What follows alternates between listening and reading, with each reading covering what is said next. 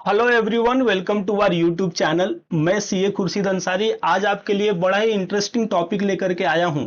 और वो टॉपिक ये है कि जब डायरेक्टर है किसी कंपनी को या फिर बॉडी कॉरपोरेट को जो लोकेटेड है टैक्सेबल टेरिटरी में, कोई सर्विस सप्लाई करता है और उसके बाद से जो कंपनी है डायरेक्टर को पेमेंट करती है, तो ये पेमेंट पे जो टैक्स लगता है, फॉर एग्जांपल डायरेक्टर को रेमुनरेशन दे रही है कंपनी या फिर डायरेक्टर को सिटिंग फीस दे रही है कंपनी, तो इस पे जो जीएसटी लगता है ये गवर्नमेंट कैसे वसूलती है? क्या फॉरवर्ड चार्ज में डायरेक्टर से वसूलती हैं या फिर रिवर्स चार्ज में कंपनी से वसूलती हैं? ये हर चीजों के बारे में मैं आपसे बहुत अच्छे से आज बात करूंगा। इन शॉर्ट, जो डायरेक्टर के रिलेटेड इनकम है फ्रॉम द कंपनी, उस पर टैक्स कैसे लगता है आपको बड़े ही अच्छे से मैं समझा दूंगा और बहुत ही इजी वे में और प्रैक्टिकल अप्रोच के साथ समझाऊंगा। मैं बता दूं कि सीए बनने के बाद मैंने इनडायरेक्ट टैक्सेशन में ही काम किया, जहां पे मैंने जीएसटी को बहुत ही प्रैक्टिकल अप्रोच में देखा। जब भी एनटीटी पे असेसमेंट आए तो उसको भी मैंने हैंडल किया, गवर्नमेंट के ऑफिसरों के साथ बात किया, तो वहां से मुझे ये समझ में आया कि जो ये जीएसटी लॉ है वो गवर्नमेंट किस उद्देश्य से बनाई है। अगर जो इसमें कोई प्रोविजन बना रही है तो गवर्नमेंट का उसके पीछे इंटेंशन क्या है, तो वो चीजों को मैं आज आपको डिलीवर करने वाला हूं। बहुत ही मजा आएगा, आप बने रहिए हमारे साथ। तो देखिए, ये चीज को समझाने के लिए मैं आपको एक एक्सप्लेनेशन पे लेके चलता हूं। तो यहां पे आप देखेंगे तो यहाँ पे एक डायरेक्टर है, ओके, और दूसरी साइड कंपनी है या फिर बॉडी कॉरपोरेट है। तो कंपनी या बॉडी कॉरपोरेट क्या होता है आप जानते ही हो, ओके। तो देखिए, ये जो डायरेक्टर है कंपनी को सर्विस प्रोवाइड कर रहा है, सप्लाई ऑफ सर्विसेज,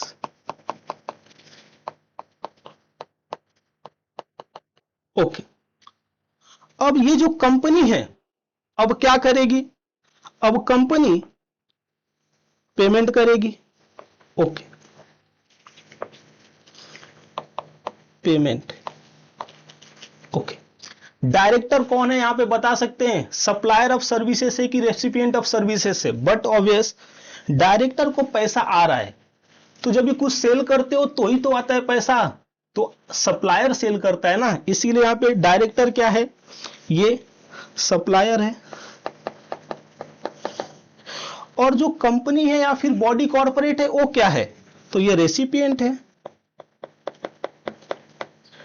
और डायरेक्टर सर्विसेज, ओके। अभी देखिए, समझ लीजिए डायरेक्टर ने एक कंपनी को एडवाइस दिया, ओके, कि जीएसटी में एक एडवाइस आया कि समझ लीजिए सेल ऑफ लैंड है तो उस पर जीएसटी लगेगा कि नहीं लगेगा, ओके। अब ये सर्विस के लिए डायरेक्टर को 1 लाख का पेमेंट कर रही है कंपनी, ओके। अब इतने में ये निर्मला सीतारमण आई, जो गवर्नमेंट है, फिनेंस मिनिस्टर है हमारी, ये क्या बोल रही है कि भाई ये जो सप्लाई ऑफ सर्विसेज है इस पे जीएसटी लगता है। तो देखिए, अब बात ये आता है कि जो सप्लाई ऑफ सर्विसेज पे जीएसटी लगता है, तो यहां पे अगर जो समझ लीजिए 18% के रेट से जीएसटी लगता है तो 18,000 हो गया। अब ये 18,000 डायरेक्टर देंगे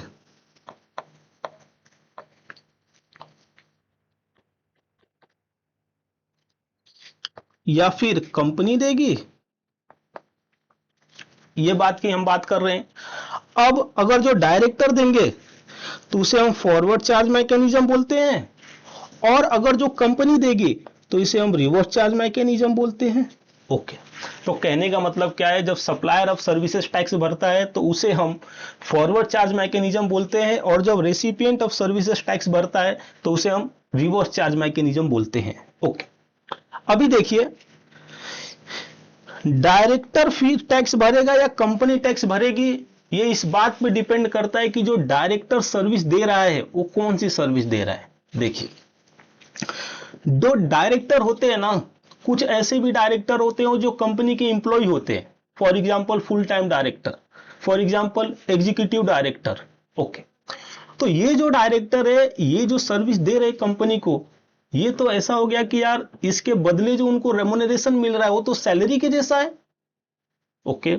और जब मैंने शेड्यूल 3 की बात किया, जहां पे हम निगेटिव लिस्ट की बात करते हैं कि जो services out of scope of supply है, तो वहां पे तो जो एम्प्लॉयर और एम्प्लॉय के रिलेशनशिप में in the terms of employment दिया जाए सर्विसेज, उस पे तो जीएसटी लगता ही नहीं है। ओके। दूसरी साइड, अगर जो कोई इंडिपेंडेंट डायरेक्टर है, इंडिपेंडेंट डायरेक्टर मतलब वो कंपनी में एज ए एम्प्लॉय नहीं काम करता है, ठीक है, कंपनी पे निगरानी रखने के लिए उसको रखा गया है कि भाई कंपनी में लोगों का पैसा लगा हुआ है तो कोई लेकर के ना भागे, कोई धोखाधड़ी ना हो। तो जो इंडिपेंडेंट डायरेक्टर है उसे रेम्युनरेशन मिलेगा, वो तो इन द कोर्स ऑफ एम्प्लॉयमेंट नहीं होगा, तो उस पे जीएसटी कैसे लगेगा, हम ये बात कर रहे हैं। देन जो डायरेक्टर है, समझ लीजिए वो डायरेक्टर ने क्या किया, एक कंपनी को अपना, समझ लीजिए एक बिल्डिंग था डायरेक्टर के पास, दे दिया कंपनी को भाड़े पे। अब वहां पे जो डायरेक्टर को भाड़ा मिलेगा उस पे आरसीएम लगेगा कि एफसीएम लगेगा, ये चीजें थी। अब ये चीजों को सॉल्व करने के लिए देखिए गवर्नमेंट एक नोटिफिकेशन लाई और चीजों को समझाई।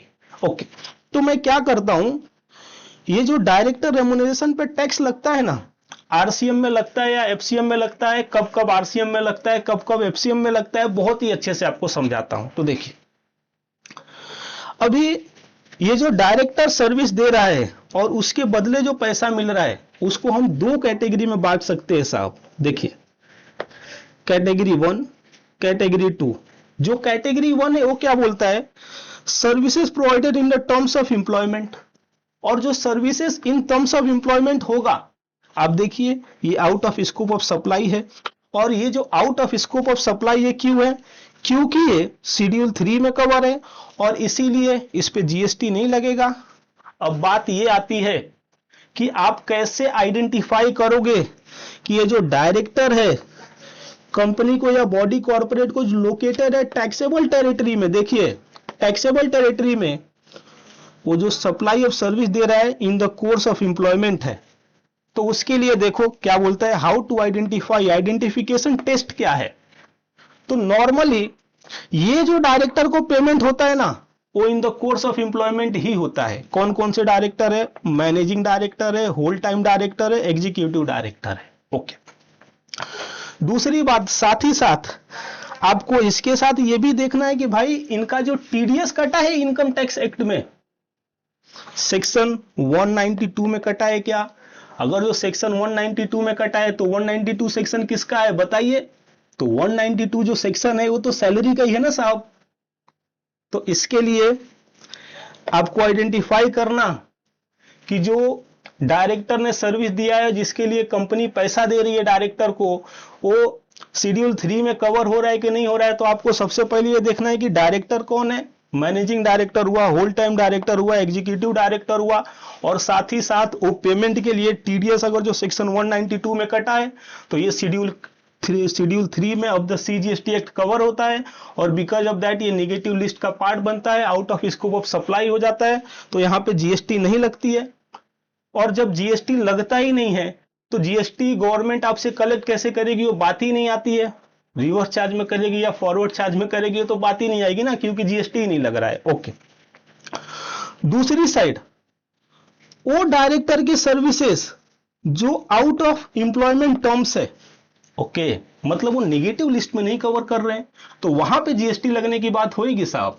अब देखिए अब जीएसटी लगने की बात हो रही है तो ऐसे जो ट्रांजैक्शन है ना out of scope, out of employment terms, उसको भी हम दो कैटेगरी में बांट सकते हैं साहब, जिसके लिए कंपनी डायरेक्टर को पेमेंट कर रही है। एक देखिए जो डायरेक्टर है वो ट्रांजैक्शन कर रहा है in personal capacity, private capacity. For example जो डायरेक्टर का इमूवेबल प्रॉपर्टी है उसने रेंट पे दे दिया कंपनी को, ओके, तो डायरेक्टर के पास एक बिल्डिंग था, वो कंपनी को रेंट पे दे दिया, ओके।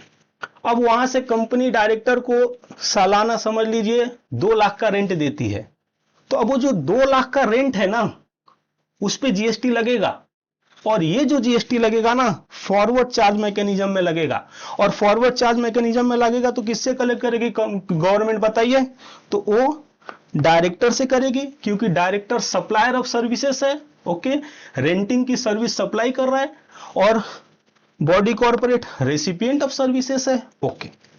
अभी देखिए जो आउटसाइड एम्प्लॉयमेंट टर्म्स है और डायरेक्टर कैपेसिटी में डायरेक्टर सर्विस प्रोवाइड कर रहा है, फॉर एग्जाम्पल वो कंपनी में जा करके कुछ एडवाइस दे करके आ रहा है। ओके, अब ऐसे सर्विसेज के लिए आपको ये देखना है कि ये out of scope of employment terms है, ये कैसे आइडेंटिफाई करेंगे। तो देखिए, नॉर्मली ये जो डायरेक्टर है ना, ये सर्विस देते हैं वो एम्प्लॉयमेंट टर्म्स में आके नहीं देते हैं।